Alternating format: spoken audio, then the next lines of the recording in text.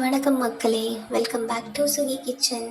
இன்னைக்கு நம்ம என்ன பண்ண போறோம்னா கீரை கடையில் கோவக்காய் பொரியல். வாங்க எப்படி பண்ணுறதுன்னு பார்க்கலாம். ஒரு குக்கரில் துவரம்பருப்பு, தக்காளி, பூண்டு, மஞ்சள்தூள், பெருங்காயத்தூள், அதோட நல்லா கீரையை 2 தடவை அலசிட்டு அதையும் சேர்த்து ஒரு 3 அல்லது 4 விசில் வர்ற வரைக்கும் வேக வச்சிடணும்.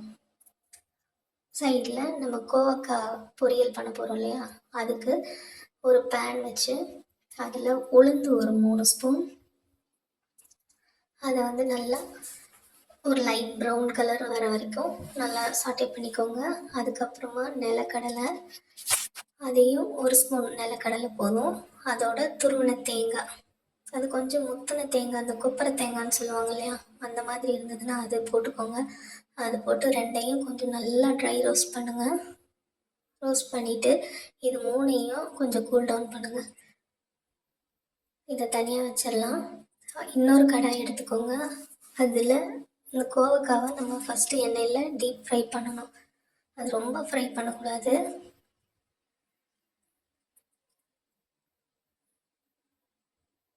அதை ஃப்ரை பண்ணி தனியாக எடுத்து வச்சுக்கோங்க.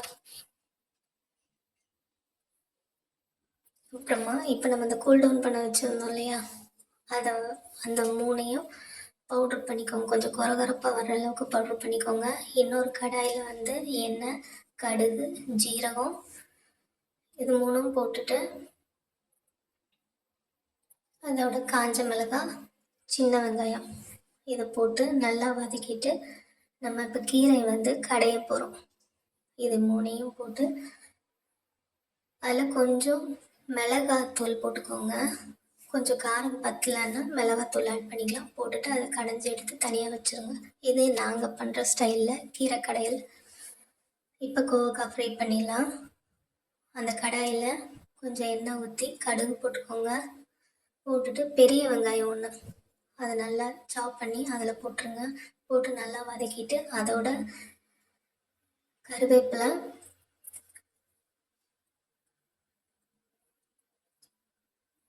கொஞ்சமாக மஞ்சத்தூள், அதுக்கப்புறம் மிளகாத்தூள், கொஞ்சம் கரம் மசாலா, இது 3 போட்டு நல்லா ஃப்ரை பண்ணுங்க.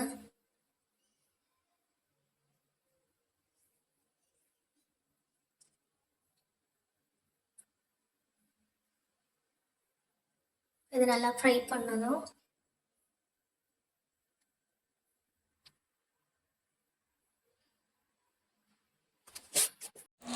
அதில் தக்காளி ஆட் பண்ணிக்கோங்க. இது சின்னதாக ஒரு தக்காளி தான், பெரிய தக்காளி கிடையாது, சின்ன சைஸில் இருக்க ஒரு தக்காளி. அதையும் போட்டு நல்லா வதக்கிக்கோங்க.